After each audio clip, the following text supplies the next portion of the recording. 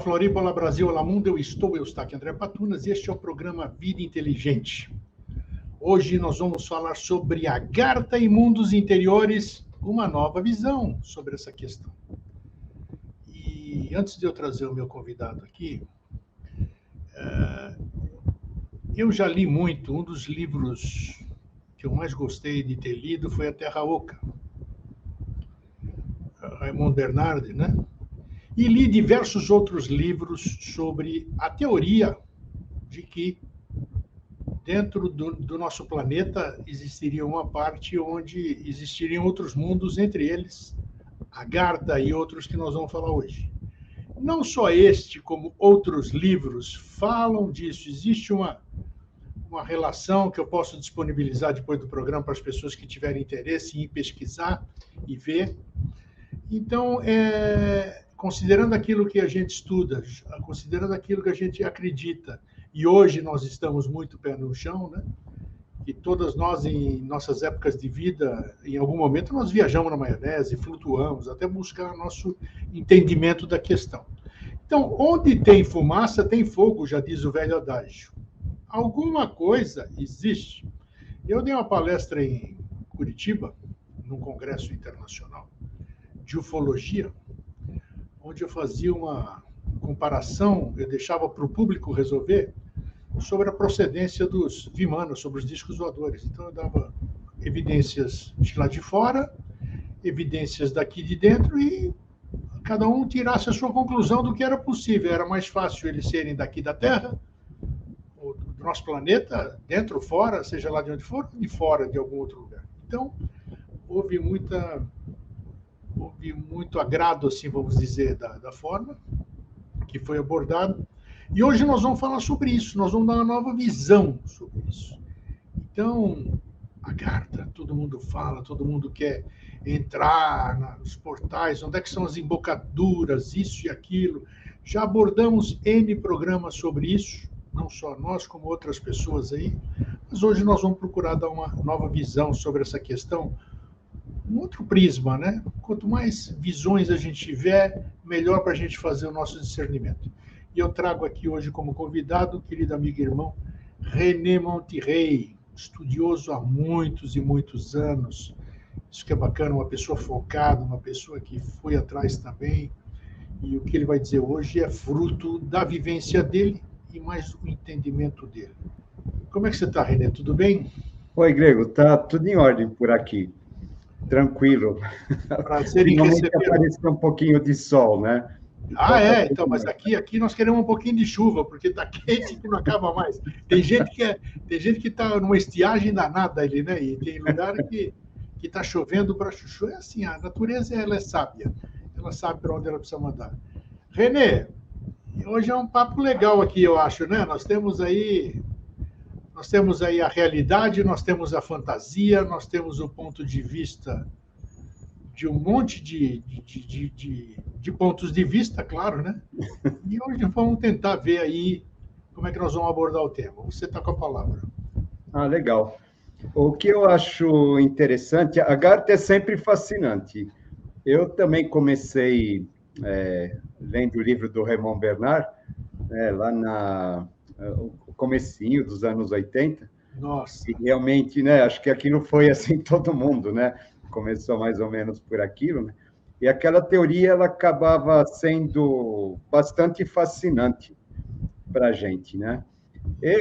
Ontem eu estava lembrando, eu sempre tive um sonho repetitivo, que ele era muito interessante, onde, por exemplo, eu ia num determinado lugar, eu entrava por uma escadaria, e essa escadaria me levava para uma espécie de local, onde no meio desse local havia uma figura de uma águia enorme, de pedra esculpida.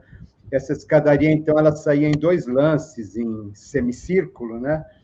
E ela acabava chegando nesse local nitidamente subterrâneo, com colunas, etc. E eu ficava ali conversando com o pessoal, e depois eu entrava numa espécie de carrinho de rolimã, e era um carrinho de vidro, e aquele carrinho, só que a gravidade puxava ele para cima, eu acabava saindo na rua de novo. Esse sonho foi repetido muitas vezes, isso na minha adolescência, até que então, a primeira vez eu ouvi falar de Agartha, eu acabei associando a esse sonho, só que depois que eu ouvi falar de Agartha, nunca mais eu sonhei. Aí eu já estava interessado em saber disso, né? Nunca mais tive esse sonho, é claro, tive outros, né? Mas foi algo bem interessante. Antes de você prosseguir, esse sonho que você teve, recorrente, que era muito assim, teve alguma motivação, digamos assim? Você assistiu algum filme? Você lia a respeito? Ou ele apareceu do nada e foi se repetindo? Como é que foi? Não, ele apareceu do nada. Tá. Foi um sonho que apareceu do nada e foi se repetindo. E aí, quando eu escutei falar pela primeira vez da Agartha, realmente aquilo fez um monte de conexões na minha mente, eu achei bastante Você associou. Interessante. Associei. Então, logo no início, a gente tem aquela ideia daqueles mundos interiores, daquelas cavernas, eu vou entrar, eu vou descobrir, né, e coisas assim.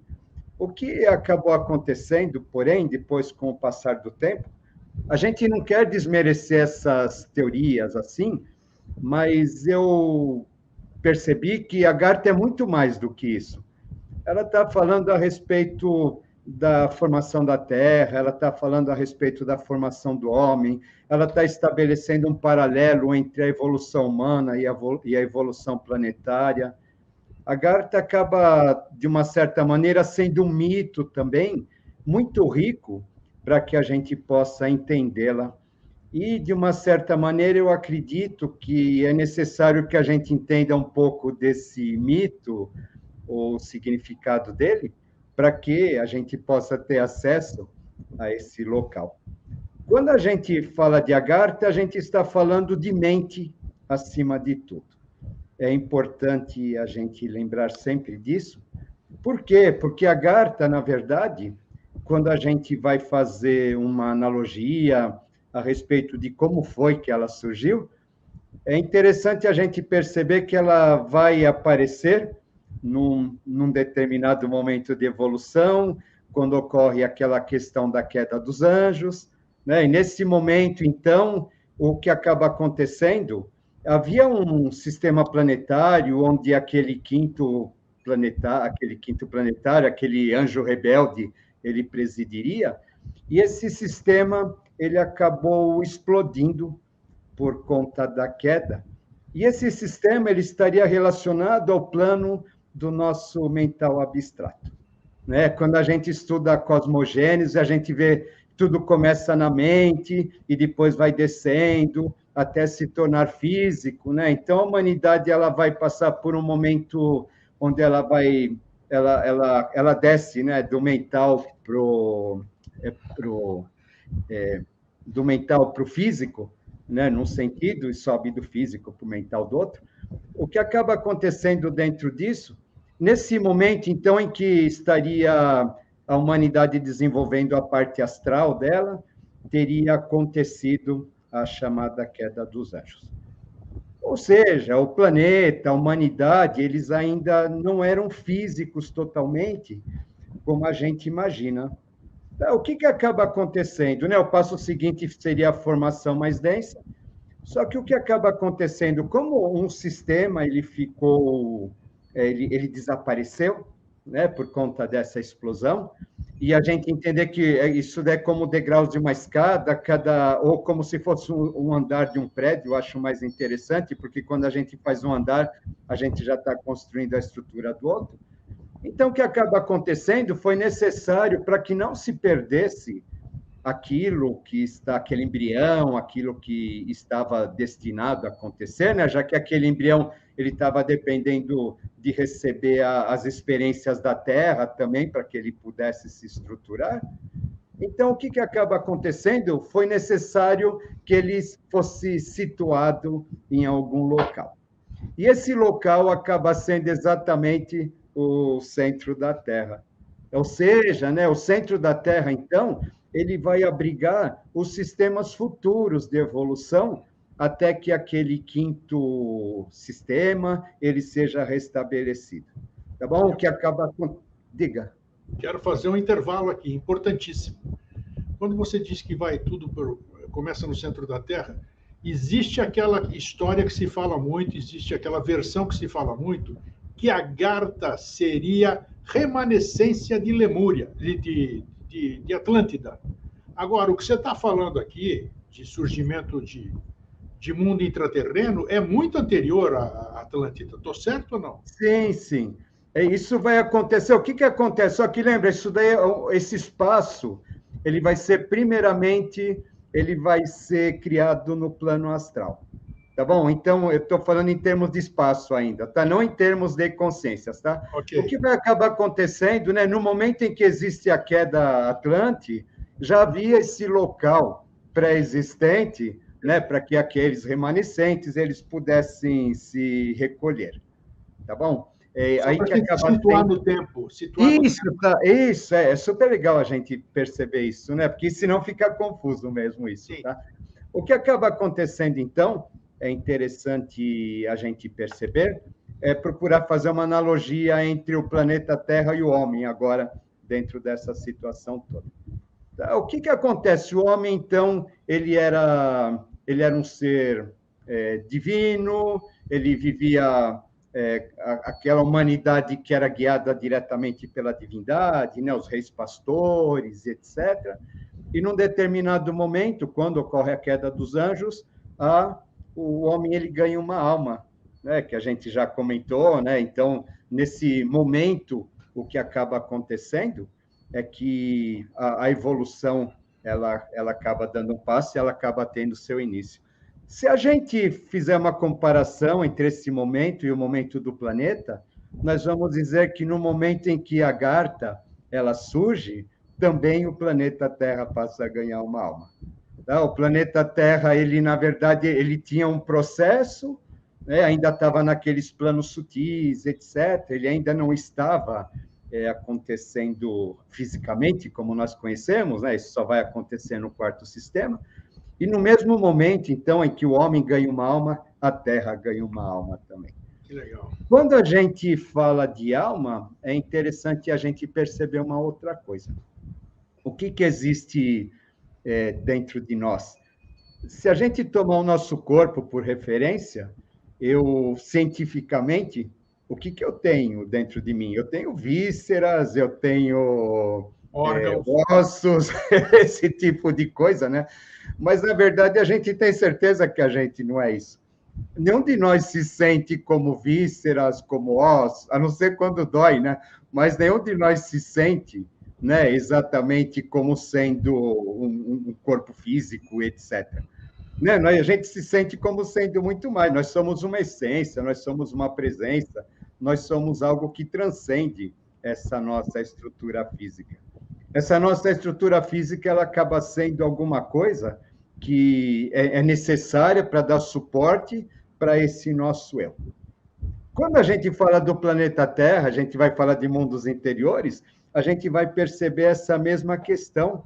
O que vai acontecer? Esse corpo chamado Terra, ele vai ser uma estrutura que marca ou que abriga a presença do planetário correspondente, ou dos planetários, né, que estão relacionados ao nosso processo evolutivo. Tá bom? Então, esse ponto vai ser assim, ele vai receber dentro de si a alma planetária em evolução. E tudo que está no planeta acaba, então, sendo colocado nesse ponto. O que é interessante, quando a gente fala, então, em termos de alma, aí a nossa questão de tempo aí, né, de Lemúria, Atlântida, etc. Isso. Quando a gente fala em termos de alma, por exemplo, a nossa alma não conhece tempo. O nosso pensamento, as nossas emoções, eles oscilam no passado, no presente. A gente não tem na nossa mente uma sequência a gente, claro, tem uma noção de tempo, mas o nosso pensamento ele não é sequencial. Ele vai andando, ele vai flutuando, né, entre diversos pontos, tá bom? Verdade. Por quê, né? Porque essa questão do tempo, na verdade, ainda é uma coisa muito do nosso mental concreto, que o nosso mental concreto ele vai precisar de tudo isso. Com a Agartha vai acabar acontecendo a mesma coisa. Ali, a questão de tempo é algo que praticamente não existe, né? Já que a mente, o plano da mente, ele não conhece o tempo. Então, o que acaba acontecendo? Na Garta, a gente vai ter a seguinte questão: tudo aquilo que foi realizado em termos evolutivos está guardado lá. Então, ali a gente tem as mônadas, a gente tem os Budas sínteses dos reinos da natureza, que, por sua vez, sintetizam os sistemas anteriores de evolução. Né? Tudo que aconteceu está guardado lá numa espécie de backup. Por quê? Porque a gente precisa, caso a gente exploda o planeta por algum motivo que não é difícil, né? O que acaba acontecendo é necessário que aquela evolução ela não se perca.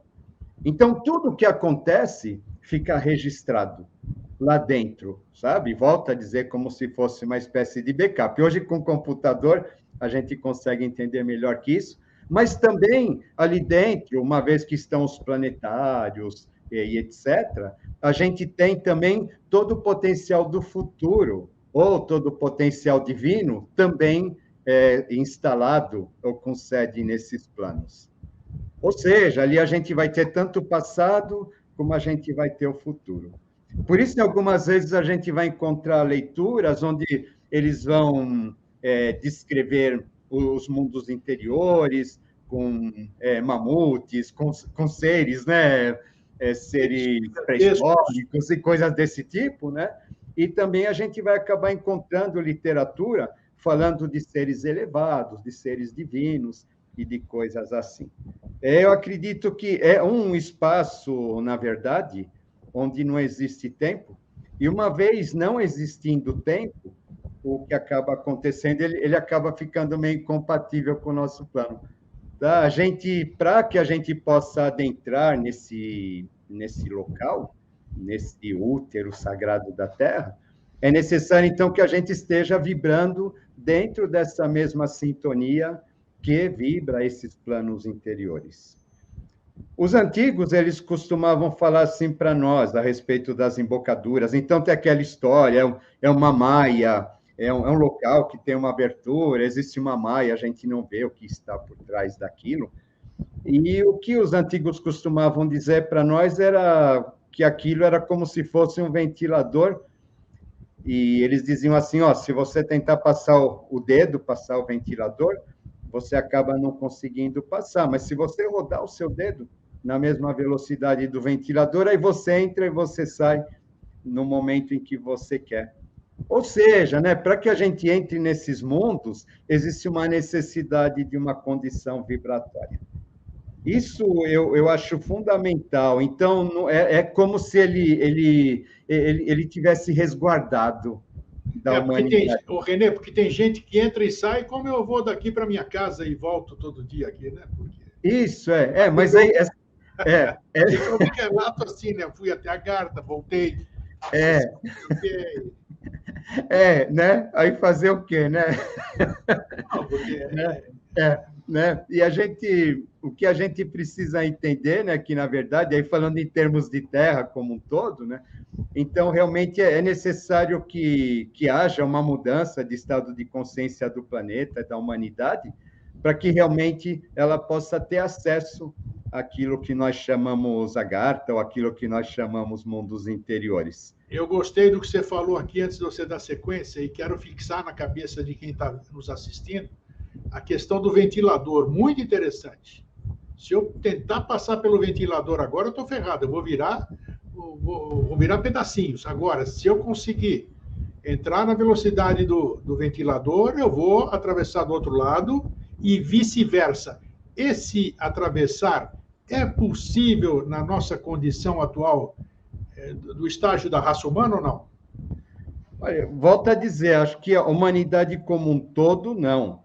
Mas Sim. O que eu percebo, aí dentro dessa questão da Agartha, ela tem graduações. Tá bom? Como eu falei, por exemplo, a gente tem os nossos sistemas futuros, eles estão lá, e esses sistemas futuros, então, eles acabaram estabelecendo os vários mundos interiores. Tá bom? Então, a gente vai ter, por exemplo, o que seria mais próximo da gente, o mundo de Badagas, associado ao quarto sistema, que é o nosso sistema, então seria o mais denso de todos, Mas o quarto sistema, na verdade, o plano ligado a Badagas, onde a gente vê as bibliotecas, aquelas galerias, etc., ele tem um significado, acredito, um pouco mais profundo do que apenas uma caverna que guarda livros.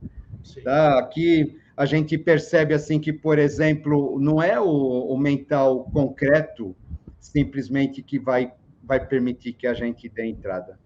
Esse mental concreto precisa estar burilado, a gente já precisa ter uma mente mais filosófica, uma mente mais criativa, uma mente senão mais... não haverá comunicação, né? Sabe? Então não é assim, né? Eu tive um sonho uma vez, aí meus sonhos, hoje eu estou assim, né? Claro. Eu estou a todo. Eu tive um sonho uma vez de que eu estava num local onde havia uma biblioteca. E o que era interessante, eu achei curioso isso, era uma biblioteca da seguinte maneira, moderníssima. Tá? Era uma biblioteca moderníssima onde a gente pegava o livro e o livro, então, a gente só de pegar o livro, a gente já sabia a ideia do livro. Aquilo era intuído para a gente, tá? E aí, então, havia aquelas mesas de leitura, como em todas as bibliotecas, porém era algo diferente. E aí, no momento que a gente abria o livro naquela mesa, então, o tema do livro ele saía como se fosse um holograma, e aquele holograma ele ia explicando aquela ideia através de símbolos, e a gente aprendia dessa maneira.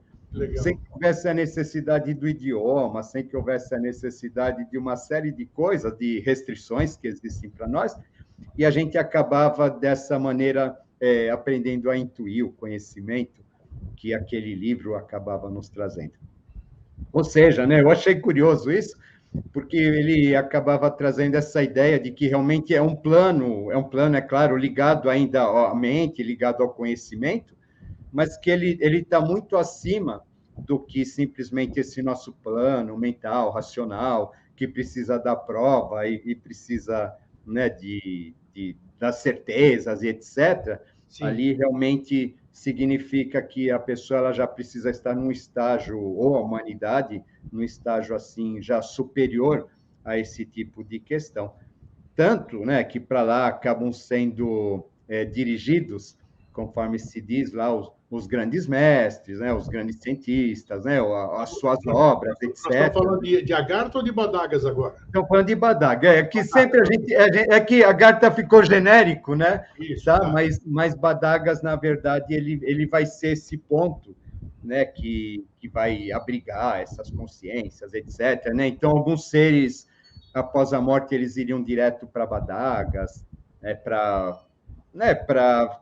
darem suporte para esse conhecimento, etc., ou ficarem vibrando o mais perto possível da superfície da Terra, sim, projetando a sua consciência aqui em cima e coisas assim.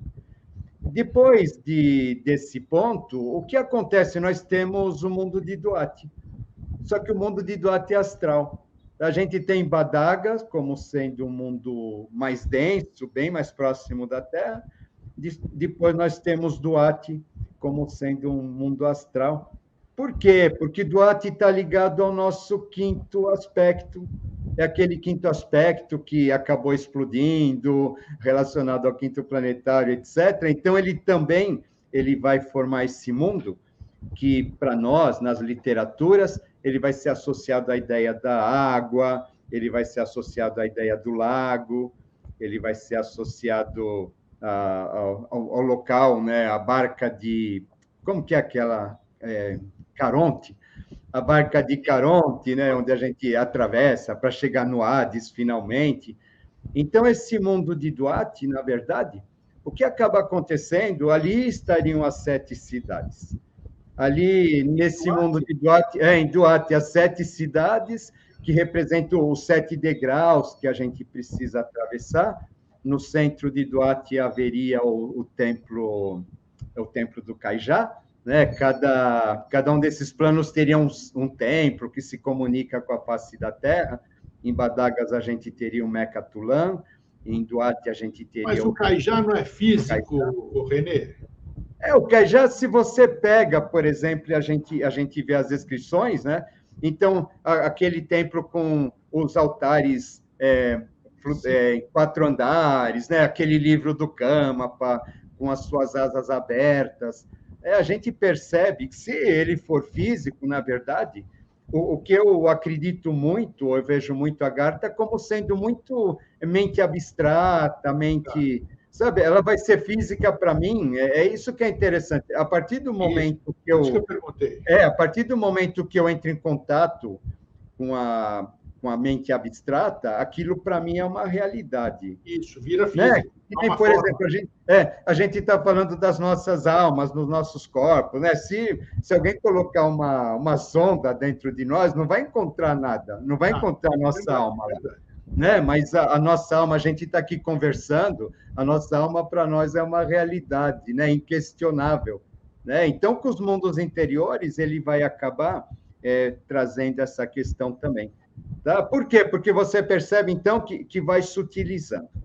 Quando a gente lê a respeito das viagens ao Cajá, aos mundos interiores, sim, o que acaba acontecendo, a gente presta atenção, o viajante, ele é conduzido a um ponto, depois naquele ponto existe um armário onde ele tira a roupa e ele precisa trocar de roupa para depois ele conseguir seguir a viagem. Tem muita gente que quer, como é que se diz, faz questão de desacreditar esse processo.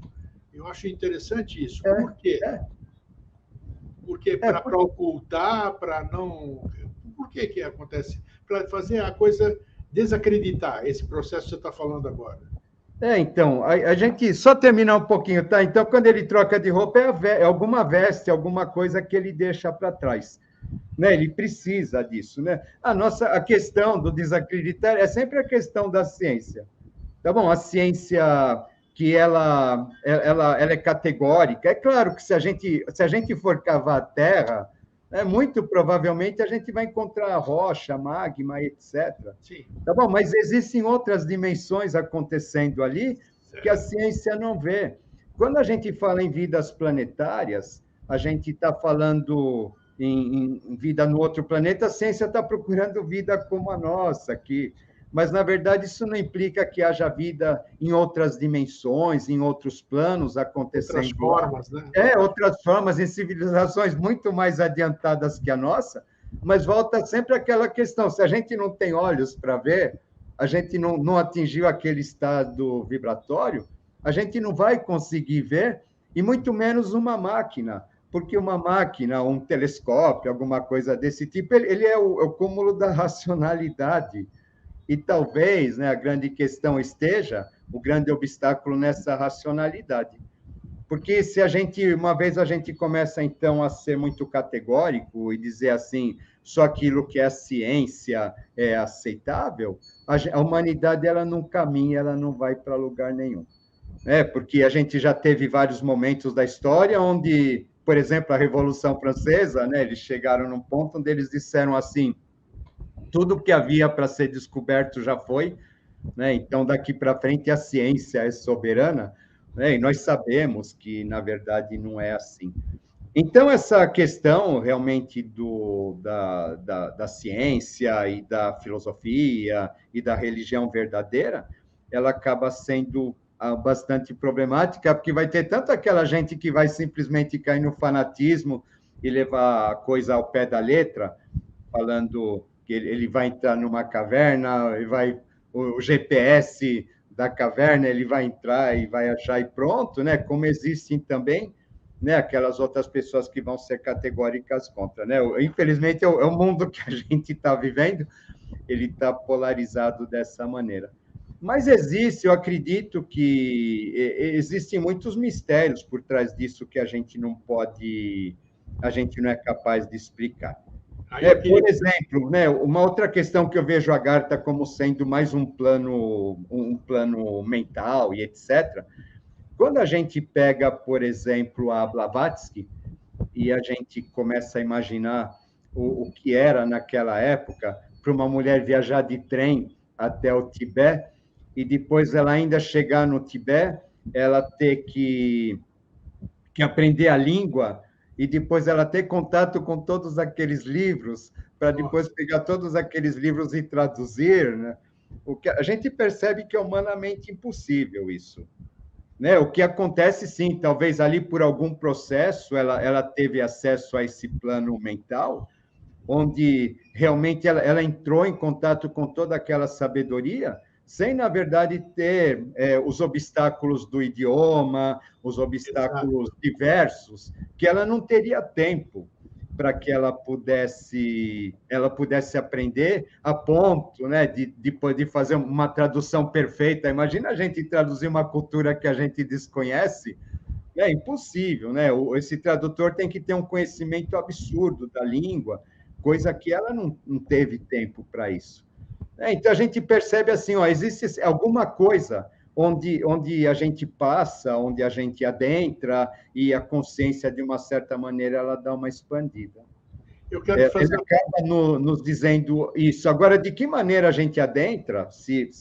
Por exemplo, existem narrativas onde se vai à Agartha por projeção. Né? E existem outros que dizem que foram fisicamente, tá? Mas, assim, o que a gente acaba vendo, né, que, na verdade, essa questão não é apenas restrita a simplesmente eu passar numa caverna, né, e pronto, já estou lá, estou vendo todo mundo, conversando com todo mundo, que acaba não sendo assim. Quero te fazer a pergunta. E onde entra nessa história, talvez eu esteja saindo da ordem da nossa conversa, onde entra o rei do mundo, Melquisedeque? É uma ficção? Legal. É uma invenção? É o quê? Então, agora é continuidade. A gente falou de Duarte, né? Duarte ligado ao quinto princípio, e a gente vai ter, então, o estágio seguinte, que é a Agartha propriamente dita, que é ligada ao sexto princípio. Tá bom? Se a gente for olhar os Badaga, Duarte e Agartha, a gente vai ter aquela representação daquele triângulozinho, né? Que acaba Tama, Sattva e Rajas, né? Então, Agartha seria o aspecto rajásico. Tá bom? E por isso, em Agartha, então, ficariam os deuses, etc., né? Porque nessa é toda aquela corte daquele chamado vigilante silencioso. Né? O vigilante silencioso, que ele... É interessante a gente explicar isso.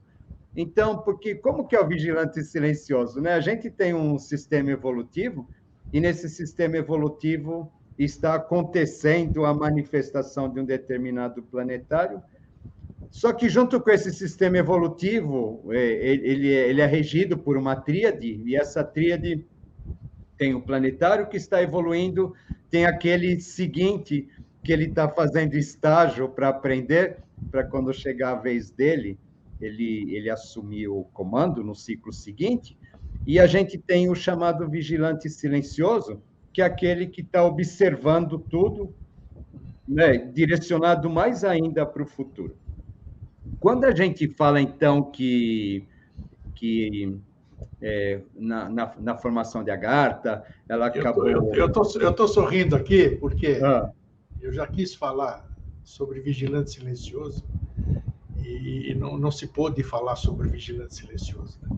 E nós estamos aqui falando sem abrir nada de hermetismo, nada de coisa que não podia ser aberta, e está aí uma explicação, pelo menos a pessoa sabe, a pessoa quando lê alguma coisa sobre vigilante silencioso, ao menos sabe o que é. Parabéns pela sua explanação sobre o que é o vigilante silencioso. Tudo pode ser dito, né? Então, o que acaba acontecendo, né? Então, quando a gente vai ter aqui a formação da Agartha, que eu falei, então ela vai acabar abrigando em si o quê, né? Então, é o teu quarto, que está em andamento, né? Badagas, a gente tem Duarte o quinto, a gente tem Agartha o sexto, né? E existe também, né, de uma certa maneira, o vigilante silencioso, né, que é aquele que está olhando tudo, né, está tomando conta de tudo, né, falando de modo bem simplista. E esse vigilante silencioso, então, está associado ao rei do mundo, a figura de Melquisedeque. Tá? Porque é ele, né, ele é o chamado Júpiter plutônico, porque é ele que, na verdade... Ele se assenta no centro de todo esse movimento, porque se a gente for pensar, quando a gente olha a nossa formação, essa formação planetária, né? O nosso planeta Terra, então, ele traz dentro de si o primeiro, segundo, o terceiro e o quarto sistema. Quando a gente olha a Terra junto com a Agartha, né, ou mundos interiores, que acabou genericamente conhecido por Agartha, lá dentro a gente tem o quinto, o sexto e o sétimo. Ou seja, né, então a gente tem aí todas essas consciências planetárias, de uma certa maneira, agindo aqui no nosso quarto sistema. Por isso que acabou sendo um saque para o futuro, um saque contra o futuro, porque acabou atraindo para cá essas consciências planetárias que talvez, se não tivesse acontecido a questão da queda dos anjos, isso não poderia ter acontecido. Você coaduna com a ideia de que, já se falou no Vida Inteligente, que a Terra, o planeta Terra, é a bola da vez. O que isso quer dizer? Você acredita que nós temos o planeta Terra, a civilização que está aqui na Terra, envolvendo o assunto que nós estamos falando, inclusive, ela tem a grandiosidade do que lhe atribuem em matéria de evolução? Eu acredito, assim, dentro do nosso estágio, tá? Dentro do nosso estágio, sim. Então, a gente acaba, dentro do nosso processo, quando a gente vê aquelas bolinhas que descem, bolinhas que sobem, né? Nós percebemos que nós somos o ponto mais denso. Né? Então, é aqui que está acontecendo esse ponto mais denso. Tá bom? Então, ela tem eu acredito, ela tem esse papel dramático, né? Porque aqui, se a gente for pensar aqui tem todo o passado, né? Tudo aquilo que desce, a gente tem todo o futuro, tudo aquilo que sobe, né? Tá tudo de uma certa maneira se encontrando aqui. E então esse ponto, sim, acaba sendo importante, mas para nós, para nossa evolução, não vou falar em termos cósmicos, siderais, etc., envolvendo outras civilizações, etc., que aí seria um absurdo a gente olhar esse universo, essas galáxias, esses mundos e achar que nós somos a bola da vez, né? Dentro de todo o processo cósmico evolutivo, né? É uma pretensão muito grande da gente, tá? Então, eu acredito, sim, que para nós aqui, a gente está vivendo esse momento importante, mas é sempre uma coisa interessante, né? Parece que dentro dessa história da gente fazer backup e etc., né? A própria divindade tem um pé atrás, porque ela não sabe do que a gente é capaz. Né? Ela não sabe o que a gente vai fazer com tudo isso, então, por precaução, aí ela tem lá os seus mecanismos de proteção, né? Para que, se a gente for... e a gente não duvido, se a gente for tolo o suficiente de destruir tudo isso, algum proveito acabe se tirando dentro dessa questão. Já que nós estamos falando sobre a outra visão sobre esses mundos internos, o que há de verdadeiro, vamos dizer assim, ou o que pode haver de verdadeiro, se existe algum fundamento nessa questão de uma... É factível, é possível? Eu não vejo essa possibilidade, principalmente agora, depois do que você falou ainda, só corroborou. Essa interação, quarto sistema, interação, nós somos quarto sistema, aqui em cima nós somos quarto sistema. É possível a interação dos mundos internos com a gente aqui da superfície? Porque existem profecias, existe isso e aquilo, de que um dia acontecerá isso, ou que a Agartha subirá e tal. O que a gente pode falar sobre isso? E se isso aí tem alguma fundamentação? Teria nexo? Como você disse que temos que nos preparar para a gente ir, e eu acredito, isso a maioria acredita também, claro, eu tenho que me preparar. Para eu entrar dentro do mar, eu tenho que colocar escafandra, eu não tenho guelra. Eu tenho que preparar. Em qualquer lugar eu tenho que me adequar àquelas condições. Então, eu não vejo condição, por exemplo, de os mundos internos, né? A não ser que seja diferente, a não ser que seja gente igual a gente, que está aí, que achou um buraco ali. Buraco é pejorativo, não achou o caminho, foi lá, está lá, estão vivendo lá há muitos anos. Existe essa possibilidade ou não? Olha, eu vejo isso muito como símbolo. Tá? Quando a gente vai estudar, assim, por exemplo, os avatares, a gente vai estudar Maitreya, a gente fala assim, ó, Maitreya nasceu em Shambhala. Só Sim. que ele nasce em Shambhala, depois ele vai demorar muito tempo para Eu chegar gostaria na que você fase. falasse, finalizando Shambhala, dentro dessa sequência, onde se encaixa Shambhala. Isso, Shambhala é bem no centro de tudo, onde a gente associa ao Melquisedeque, ao vigilante silencioso, etc. Né? Ele vai representar o tronco, né, da árvore da consciência. Tá? Então, o que acaba acontecendo? Então, existe o nascimento de um avatar, né? Esse avatar, na verdade, ele é uma projeção do rei do mundo. Tá bom? Por que ele nasce no centro? No centro está o rei do mundo, né? O rei do mundo, ele projeta uma centelha de consciência para que essa centelha de consciência ela possa se instalar, ela possa vibrar aqui na face da Terra. Só que assim, então, existe um tempo para que essa consciência ela se adeque à nossa ambiência, ao nosso estado de compreensão, às nossas questões físicas, porque a gente não tem cérebro capaz de suportar uma consciência desse padrão. Né? A gente é muito limitado. É interessante a gente achar que a gente vai ler livro, a gente vai estudar alguma coisa, a gente vai se iluminar, porque a gente não tem cérebro para isso, não tem estrutura cerebral, né, para suportar essa condição vibratória que isso acaba requerendo. Então, o que acaba acontecendo? Né? Existe essa necessidade de adequar, isso daqui acaba realmente levando um tempo para que possa acontecer.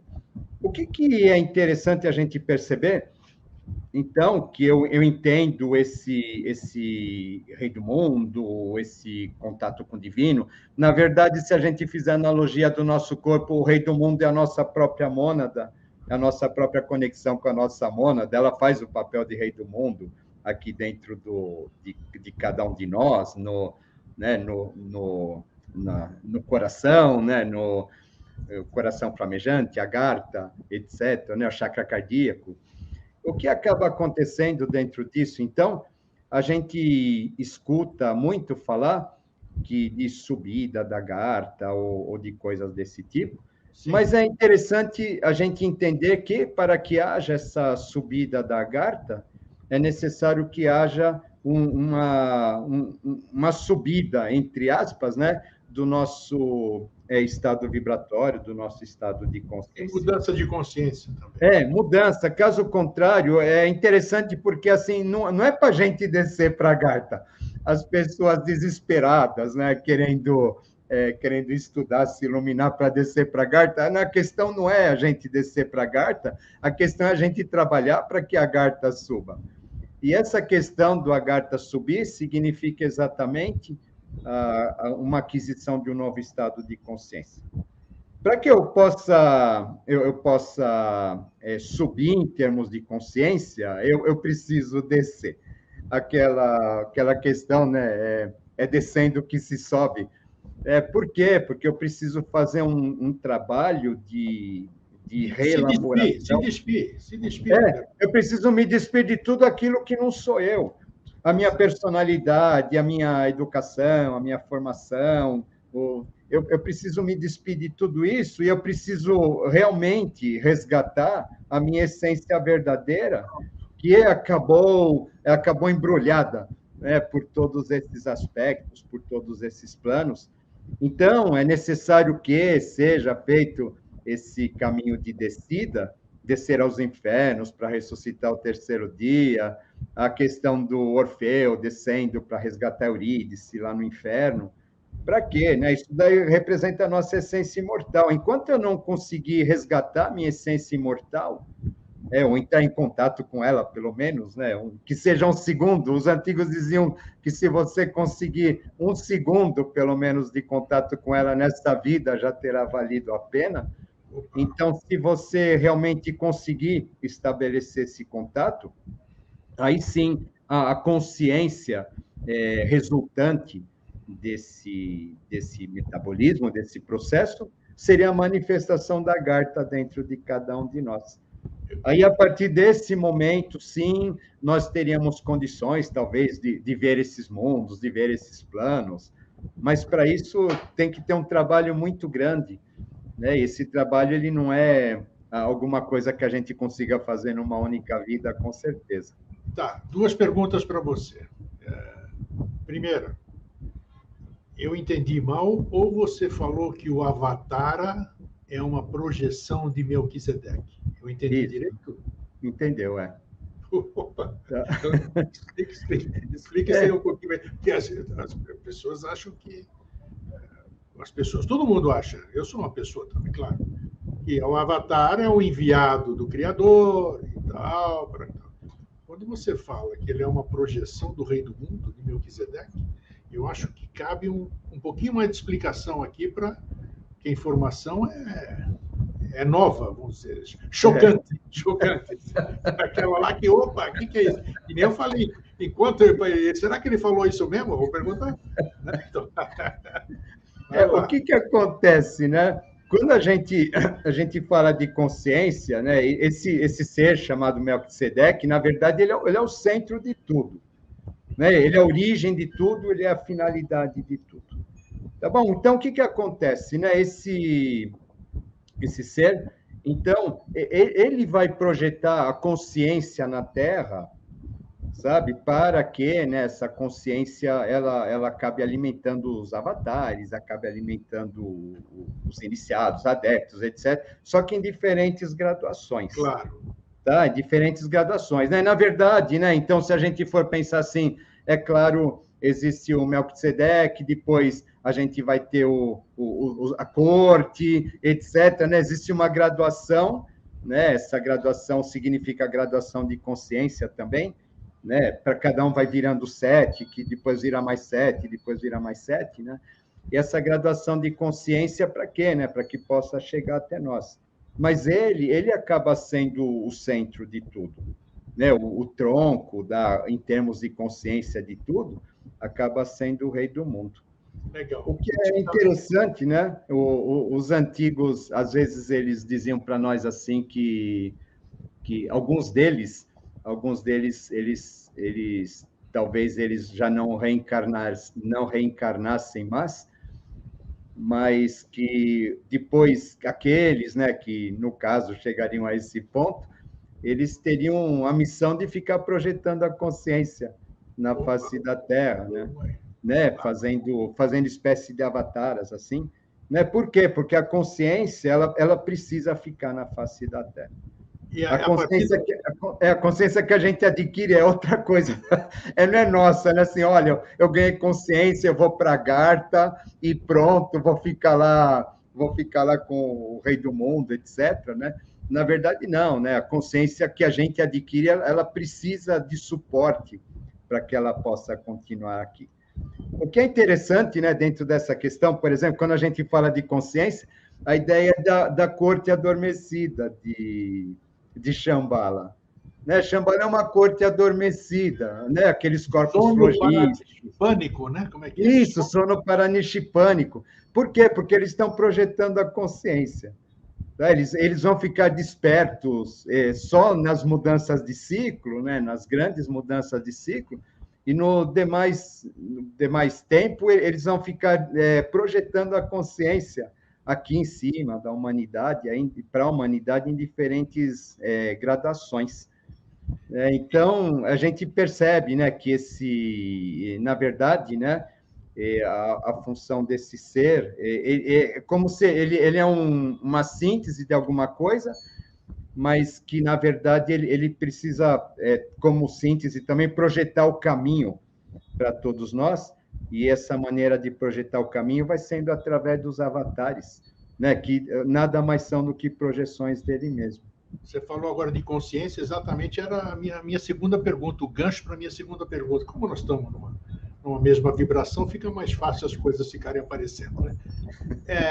Muito se fala, ao longo de todas as linhas esotéricas, sobre o processo de canalização, né? Está muito vulgarizado, banalizado, todo mundo canaliza todo mundo. Nossa, você não faz ideia, né? Você sabe, você faz ideia porque você está no meio. Existiria uma possibilidade de comunicação a nível consciencial com esses mundos que nós acabamos de citar aqui? Olha, eu acredito, é sempre aquela mesma história, né? Num determinado momento, sim, talvez a gente entrando em contato com esses planos, a gente teria essa capacidade, teoricamente. O que eu percebo aí dentro da minha história, dentro das narrativas que eu ouvi de pessoas que teriam tido contato com esses planos, o que acaba acontecendo, isso é uma coisa tão sagrada, que a pessoa ela faz questão de guardar para ela, porque é como se, a partir do momento que ela sai se divulgando, eu fiz, eu vi, eu conheci, etc., Ela perdeu toda ela perde aquela magia, aquele encanto, e ela acaba não conseguindo, né? Ela acaba não conseguindo, na verdade... Ela abre mão daquilo que conquistou a muito custo. É que nem, por exemplo, o meu sonho que eu falei do começo, né? Enquanto eu não sabia, talvez eu fosse para algum plano, etc. Enquanto eu não sabia, aquilo acontecia normalmente. A partir do momento que eu soube e que eu comecei a procurar até a intenção, acabou, fechou. Né? Porque o que a gente percebe, dentro daquele despir-se que a gente acabou comentando, é necessário uma pureza absoluta para a gente poder adentrar nesse plano. Enquanto tiver um vestígio de vaidade, sabe essas coisas que a gente tem aqui aos montes, né? Nossa. Enquanto houver algum vestígio desse tipo de coisa, a gente não consegue adentrar num plano desses, porque a nossa vibração é incompatível com esse tipo de ambiente. Então, eu não vou ir, eu não consigo, eu não acredito que enquanto essa pessoa ela estiver assim, ela não vai conseguir canalizar muita coisa, vai, conversa, volta, né? Vamos cair no caminho da mistificação, né? Acaba acontecendo uma coisa mais ou menos nesse sentido, né? Até na boa fé a gente acaba mistificando. Tanto que a gente sabe assim que a gente está falando de avatares, etc., existe uma necessidade de preparação de corpos para isso. Né? Esses corpos, eles são preparados durante muito tempo, né? Através de diversos métodos, né? Então, mesmo os avatares, volto a dizer, ele vai nascer em Shambhala, até ele chegar na face da Terra, é como se primeiro ele fosse uma essência de luz, depois essa luz vai se adensando, vai se adensando, vai se adensando. É o mesmo corpo, só que aquele corpo ele precisa de um tempo para se adensar, para que finalmente ele possa receber aquela essência. Ou seja, com nós não é assim, né? A gente é papum, né? A coisa assim, a gente não tem esse corpo com esse preparo, com essa coisa toda. Então é necessário que a gente por uma série de ritos, uma série de processos, a gente tente utilizar o nosso corpo o mais que a gente consiga, só que, né, a gente só vai conseguir um contato assim, muito raso, eu acredito, né, que vai ser de acordo com o estado vibratório que a gente está, no máximo. Né? Caso contrário, a gente não vai muito além daquilo. Né? Porque, a questão não é a gente ir, a questão é a gente trabalhar para que aquilo que está lá acabe se manifestando na gente. Né? E a gente, para isso, haja trabalho interior para que esse processo aconteça, né? E haja trabalho em função de que a humanidade, que as pessoas à nossa volta, elas cresçam, também evoluam, para que possa ter suporte aqui para que esse mundo se manifeste. Para a gente encerrar, qual é a importância dos mundos internos para a nossa vida, para o povo da superfície, vamos dizer assim, para ser claro na pergunta? Para ser simples na resposta, a gente vê essa questão que eu fiz a comparação do planeta com o nosso corpo, né? A nossa alma e os mundos interiores. Né? Ou seja, né? Então, o nosso planeta ele acaba sendo apenas o receptáculo de toda essa essência, né? E ele precisa manifestar essa essência. Assim como nós precisamos manifestar a nossa essência, o nosso eu verdadeiro, a gente precisa passar por todo o processo de iniciação, autoconhecimento, tudo que a gente fala para que a gente possa se realizar aqui como ser, na humanidade e no planeta acaba acontecendo a mesma coisa. Ela precisa passar por um imenso processo para que ela tome consciência realmente da sua verdadeira alma, da sua verdadeira essência, da sua verdadeira capacidade. Né? A Garta é o nosso eu que caiu, né? Lá no, né? Ela vai surgir no mesmo momento, né? Esse eu divino que a gente ficou trancado dentro de nós, a gente acabou perdendo a chave. A Garta acaba representando isso para o planeta e para a humanidade também. Enquanto a gente não se voltar ao nosso crescimento, enquanto a gente não se voltar a outros valores, enquanto as pessoas elas não se voltarem àquilo que realmente é verdadeiro e não aquilo que é transitório, realmente a gente não vai para lugar nenhum como humanidade. E acho que a finalidade de todo o processo evolutivo acaba sendo esse, para que finalmente um dia a gente encontrando a Garta dentro de nós, ela possa florescer do lado de fora, e aí sim a chamada Idade de Ouro, etc., volta a acontecer aqui. Aí fazendo a mesma história, igualzinho, só que outra forma de dizer, a manifestação do Cristo, usa-se exatamente isso. É você despir-se desta coisa que nós temos e purificado nu, aí você tem acesso lá, porque você está zerado. Então, aí você tem toda a condição de acessar esses mundos, né? E aí das vaidades, dos preconceitos, né? Das nossas questões. Eu devo levar mais umas 600 encarnações. Mas tudo com certeza. Eu costumo dizer assim, que a gente tem... Eu falo, teoricamente, a gente teria 777 encarnações, a gente deveria estar em 444, né? Porém, são encarnações em potencial. Né? Ou seja, então, de repente, a gente vive 10 vidas e não realizou uma, né? Isso, exatamente. Né? Ou seja, tem chão ainda para caramba. Mas, às vezes, a gente pode pegar uma e avançar 2, 3 também. Claro. Podemos fazer uns saques, né? Como a gente fala. Isso, Né? Renê, muito obrigado mais uma vez. Foi muito legal a gente... Foi uma abordagem muito boa, me satisfiz muito aqui no desenvolvimento da nossa conversa e creio que as pessoas também vão ter uma nova visão, como a gente prometeu aqui, né? A Garta em Mundos Interiores, uma nova visão. Essa informação, para mim, fechou essa de que pode ser que fale, bom, aquele grego que só ele não sabia. que pode acontecer, claro, porque tem um monte de sábio aí, você não faz ideia. Que um avatar é projeção de Melquisedeque? Pô, essa eu ganhei o dia hoje. Aprendi, já valeu a pena o programa. Valeu, Renê. O que você deseja fechar aí? Fala. Não, é isso aí, né, Grego? Só tenho a agradecer, né? Sempre uma oportunidade a gente falar a respeito desse tema, porque a gente, volta a dizer, a gente percebe que não é simplesmente uma civilização que está perdida, como as pessoas imaginam, né? Eu vou virar um explorador, vou encontrar uma civilização perdida.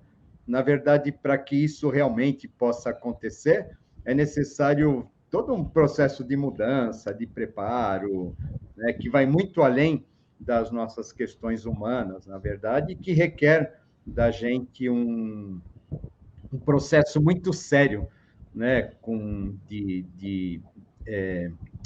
que é? De conexão, de busca, né, pela espiritualidade verdadeira. É isso aí. Somos todos buscadores, isso que é legal. Somos buscadores eternamente. Fraterno abraço, Renê. Quando a gente encontra, a coisa ela desaparece, que desaparece. Assim a gente anda mais um pouco. Né? Sai de novo em busca do resto. Forte abraço, Renê. Abração, até mais. Até mais, tchau.